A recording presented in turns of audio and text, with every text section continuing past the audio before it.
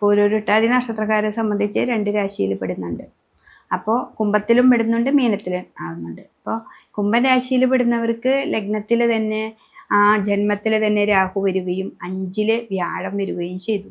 ഇത്രയും നാൾ അവർക്ക് 4 ഇപ്പം 5 വന്നു വ്യാഴം. രാഹു ആണെങ്കിൽ 2 അത് നമ്മുടെ ജന്മത്തിലെത്തിയിരിക്കുന്ന ശനി 7 ശനിയുടെ കാലഘട്ടത്തിൽ ജന്മത്തിലെ ശനി മാറി 2 ശനി വന്നു. അപ്പോൾ എപ്പോഴും പൂരോരുട്ടാതി നക്ഷത്രക്കാർ 2ാം ഭാവത്തിൽ ശനീശ്വരൻ നിൽക്കുമ്പോൾ നമ്മുടെ വാക്കുകളെ ശ്രദ്ധിക്കുക. നിധിനേക്കാൾ ഉപരി നമ്മുടെ വാക്കാണ്. ആ വാക്കുകളിലൂടെയാണ് നമുക്ക് കാര്യങ്ങൾ മുന്നോട്ട് പോകാനായിട്ട് സാധിക്കുക. അപ്പോൾ ധനപരമായ കൊടുക്കൽ വാങ്ങലൊക്കെ ഉണ്ടെങ്കിൽ അത് കിട്ടാനും സാധ്യതയുണ്ട്. എന്താ വെച്ചിട്ടുണ്ടെങ്കിൽ ഇവിടെ രാഹു ഉണ്ടല്ലോ. അപ്പോൾ പെട്ടെന്ന് നമ്മൾ എന്തെങ്കിലും ഒരു കാര്യം ചെയ്താൽ പെട്ടെന്ന് ഓടിപ്പോയാൽ അത് കിട്ടും. വ്യാഴം നമുക്ക് സപ്പോർട്ടീവായിട്ട് നിൽക്കുന്നുണ്ട്. കാരണം കൊടുക്കൽ വാങ്ങലൊക്കെ ഒന്ന് ശ്രദ്ധയോടുകൂടി ചെയ്യുക. വാക്കുകളാണ് ശ്രദ്ധിക്കേണ്ടത്. അവിടെ ചെന്ന് നമുക്ക് ദേഷ്യം വരാനായിട്ട് സാധ്യതയുണ്ട്. എന്ന് വെച്ചിട്ടുണ്ടെങ്കിൽ കേതുവിൻ്റെ ദൃഷ്ടിയുള്ളത് കൊണ്ട് നമുക്ക് പെട്ടെന്ന് നമുക്ക് ദേഷ്യം വരും. അപ്പോൾ അതിനെയൊക്കെ കൺട്രോൾ ചെയ്ത് പൂരോരുട്ടാതി നക്ഷത്രക്കാർ വളരെ കെയർഫുള്ളായിട്ട് നിന്ന് കഴിഞ്ഞാൽ നമുക്ക് ഈ ഒരു വർഷം നല്ലതാണ്. പക്ഷെ ഇവിടെ മീനത്തിൽ നിൽക്കുന്നുണ്ടല്ലോ കുറച്ച് ഭാഗം. അപ്പോൾ ആ ഭാഗത്തുള്ളവരാണെന്ന് വെച്ചിട്ടുണ്ടെങ്കിൽ മീനത്തിലാണ് ശനി വന്നിരിക്കുന്നത്.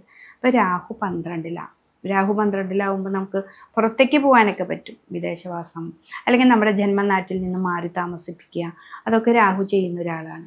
അവിടെ പോയിട്ടുണ്ടെങ്കിൽ നമുക്ക് ജോലിയൊക്കെ കിട്ടും.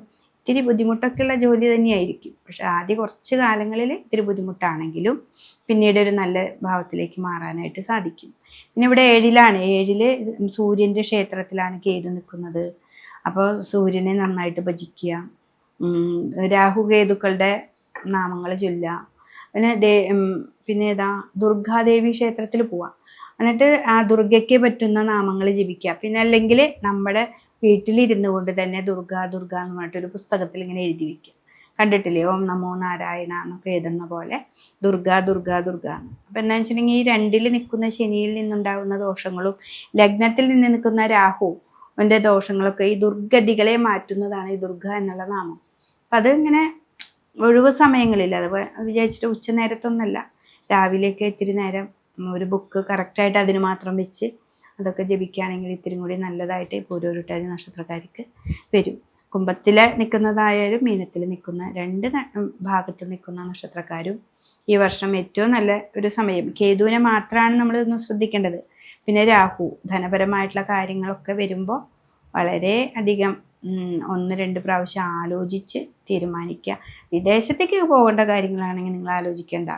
നിങ്ങൾക്ക് പറ്റാവുന്ന ഒരു തൊഴിൽ മേഖലയിൽ നിങ്ങൾ വന്നുപെട്ടാൽ നിങ്ങൾക്ക് പെട്ടെന്ന് പോകാനായിട്ടും സാധിക്കുന്നതായിരിക്കും.